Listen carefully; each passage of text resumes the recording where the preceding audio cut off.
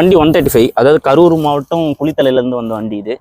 இது வந்து ஒரு 1.5 month ஆகுது.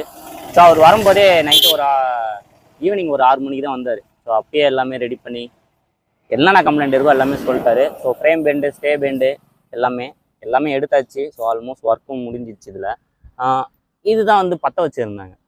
ஸோ இந்த ஷாக் அப்சரில் 2 சைடும். ஸோ கட் பண்ணி ஸோ அவர் எடுத்துகிட்டு வரும்போது ஃபுல்லாக உராஞ்சே இருந்தது. டயர் ஃபுல்லாக எந்த அளவுக்கு வரைஞ்சிருக்கு பாருங்க. ஏன்னா ஃப்ரேம் ஸ்டே பெண்டு இருந்ததுனால வரைஞ்சிருக்கு. ஸோ ஆல்மோஸ்ட் நம்ம நீட்டாக க்ளீனாக எடுத்தாச்சு. அது இல்லாமல் கொஞ்சம் கிட்ட தருவாயா, இந்த சைடில் ஆயில் லீக் ஆகிட்டே அந்த சைஸ் ஆடும்போது பார்த்தீங்கன்னா இந்த கிராக் இருக்கும். ஸோ இந்த கிராக்குனால ஆயில் லீக் ஆகிட்டே இருக்குது. ஸோ இவர் வந்து அங்கே இருக்கிற மெக்கானிக்கிட்டே ஒரு 3-4 மெக்கானிக்கிட்ட கொடுத்தாரு. ஸோ அவங்க ஏதாவது கேஸ் உடைச்சாங்களா இல்லைன்னு தெரில. ஸோ இந்த சைடு கேஸே உடஞ்சிருக்கும். ஸோ இது இல்லைடா நீ தான் உடைச்சேன்னா அதுக்கான அடையாளமே காட்டுறேன், இங்கே எடுத்துருவா. ஸோ இதுதான் கேஸ் உட்கார், மேக்னெட் டோர் உட்கார் சைடு. இந்த இடத்துல பார்த்தீங்கன்னா தெரியும்.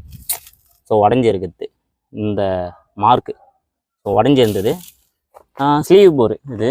ஸோ அவர்கிட்ட எல்லாமே சொல்லிட்டேன். அவர் அதுவும் இல்லாமல் நீங்கள் மோஸ்ட்லி வந்து இந்த இன்ஸ்டாகிராம் பேஜில் சேலிங் போட்டிருக்காங்களே, ஒரு சில பேர் ஜென்னுனாக இருக்காங்க. ஆனால் ஒரு சில பேர் ஒரிஜினல்னு சொல்லி லோக்கல் தான் கொடுக்குறாங்க. இது கொடுத்து ஒரு 6 மாதம் இருக்கும். இவரே கஸ்டமரே வாங்கி கொடுத்துருக்காரு. Front mudguard, back mudguard, pilot box, meter, இது எல்லாமே அவரே தான் வாங்கி கொடுத்தாரு. அவர் என்ன வித்தவர் என்ன சொல்லியிருக்காரு, எல்லாமே ஒரிஜினல் தான், ₹1 கூட கம்மி பண்ணல, எல்லாமே ஒரிஜினல் தான் சொல்லி வாங்கி போட்டிருக்காங்க.